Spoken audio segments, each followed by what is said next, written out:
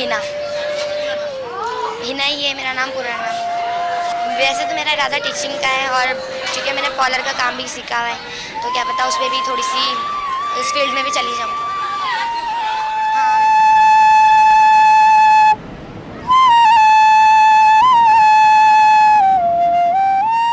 मेरी उम्र I think 17 हो है ही। Hina lives in Pakistan's largest city, Karachi. Like the rest of the country, here too many people don't like women to be outside the home or girls to get a higher education. यहाँ पे काफ़ी लोग ऐसे हैं जो अपनी बेटियों को पढ़ाना नहीं चाहते। काफ़ी लोग हैं, और काफ़ी लोग ऐसे हैं कि पढ़ाना चाहते हैं लेकिन उनके पास इतनी गुंजाइश नहीं होती कि वो पढ़ा सके अपनी बेटियों को।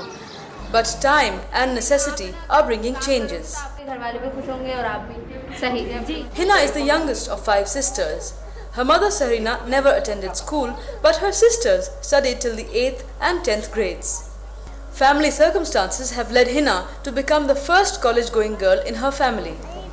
पढ़ने से इंसान में अच्छे बुरे की तमीज़ आ जाती है और दूसरों का एहसास पैदा हो जाता है। जिस तरह से वो, अगर जैसे बच्ची कोई गरीब बच्ची पढ़ रही है तो वो ये देख रही है कि अब मैं किस तरह से पढ़ रही हूँ, किस तरह से मेरा खर्चा चल रहा है, और अब मुझे पढ़ के भी जिस तरह से मैं पढ़ रही हूँ इसी तरह और जो बच्चियाँ पढ़ेंगी उनकी मदद करनी है या उनका साथ देना है।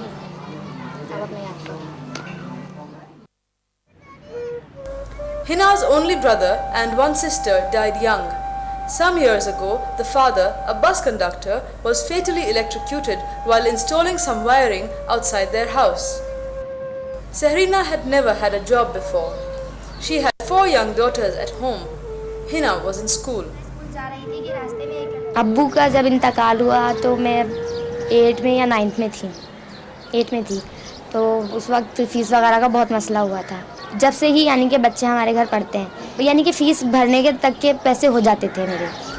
Sahrina thought it necessary to continue Hina's education to ensure a better future.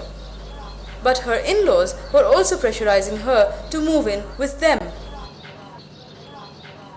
वो कहते थे कि यहाँ से घर बेच के और हमारे पास ले लो और हम लेके देंगे घर तुम्हें, सब कुछ हम तुम्हारा करेंगे। लेकिन जब यहाँ पे रहते हुए नहीं कर रहे हैं कुछ तो वहाँ पे ले जाके क्या करते। फिर अम्मी ने मना कर दिया। अम्मी ने कहा मैं घर नहीं बेचूंगी, आप चाहो तो अपनी बेटियों को ले जाओ। The eldest uncle took Sahrina's 4 older daughters away, but Hina stayed with her mother. 1 साल बामुश्किल रही होंगी, बल्कि 1 साल से भी पहले वो फिर वापस आ गई घर पर। अम्मी की ज़्यादा तबीयत ख़राब हुई थी, मुझसे भी नहीं संभल सकी थी। थोड़ा बहुत हुआ था तो मैं संभाल लेती थी। Sahrina is still often unwell, but she is thankful that they own their house and manage to get by. All the girls make their own clothes, and to earn some money, they also make clothes for their neighbors. They also teach children the Quran, but without charge.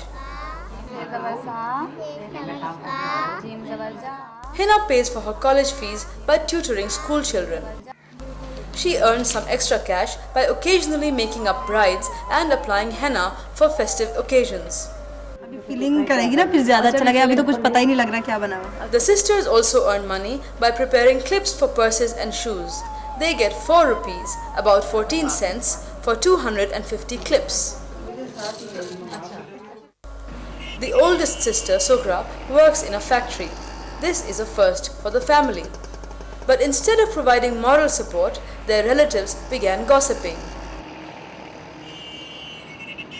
Iqbal की बेटी निकल गई, देखो service कर रही है, उसकी बीवी घर में काम कर रही है, ये कर रही है। फिर मैंने उनको थोड़े दिन सुना चुप रही। मैंने जवाब दिया, बेटी मेरी बेटी घर में बैठे, आप लोगों को मेरा पूरा कर दो, आप सारा लगाओ, घर में बिठाएंगे बेटी को।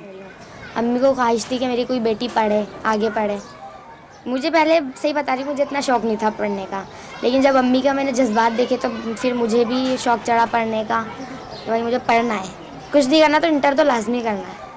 अब्बू होते तो नहीं, मैं इतना नहीं पढ़ सकती थी आगे। एक तो मैं आगे नहीं पढ़ सकती थी, ऊपर हमारे अब्बू पर्दे के बहुत सख्त वो थे, पाबंद। बहनों को भी कभी दरवाजे में नहीं निकलने देते थे, सिर्फ मैं ही बाहर आती जाती थी। नहीं तो अब तो मजबूरी है, अब जाहिर सी बात है आगे पढ़ेंगे तो आगे कुछ कर सकेंगे ना, अब पढ़ेंगे नहीं तो करेंगे क्या आगे। जाहिर सी बात है जब अब्बू होते तो अब्बू कर रहे थे खर्चा और कोई परेशानी नहीं थी, इस वजह से ना पढ़ने का इतना शौक, पढ़ने में यानी कि बहनों को भी इतना पढ़ने का दिलचस्पी नहीं थी। कि भाई अब्बू ने आगे पढ़ने ही नहीं देना तो दिलचस्पी लेके क्या करना है। In this conservative society, it is considered more important for girls to marry than to be educated or have a job. जब बहनों की शादी हो जाएगी तो अम्मी के पास भी ज़ाहिर सी बातें रुकने का मसला, और अम्मी बीमार बहुत रहती है हमारी। मुझे अपनी अम्मी से बहुत प्यार है, मैंने आपको पहले भी बताया, इस वजह से मुझे अभी तक कोई ऐसा शौक नहीं। Even if Hina does not marry, Sahrina hopes that at least her education will be useful. Service अगर अच्छी मिलेगी दोनों माँ बेटी गुजारा करेंगे। Hina and her sisters have little opportunity for fun, but sometimes they go to the beach with friends. मैं आगे कुछ ऐसा करना चाहती हूँ जिससे मुझे भी फ़ायदा हो और दूसरों को भी हो। मैं कुछ टीचिंग वगैरह करके और कुछ पार्लर वगैरह का काम करके ऐसे यानी कि कुछ जमा करके फिर अपना एक स्कूल खोलना चाहती हूँ मैं। अभी भी काफ़ी बच्चे ऐसे हैं जिनसे मैं फ़ीस वगैरह नहीं देती। When they are given the chance, girls often do better academically than boys. यहाँ पे जो मेरे पास बच्चे पढ़ने आते हैं उनमें सबसे ज़्यादा शौकीन लड़कियाँ ही हैं। लड़के हैं पर एक दो हैं। कॉलेज में भी लड़के जो हैं वो हैं तो शौकीन पढ़ने के, लेकिन इतने ज़्यादा नहीं हैं। But girls who venture out face many problems.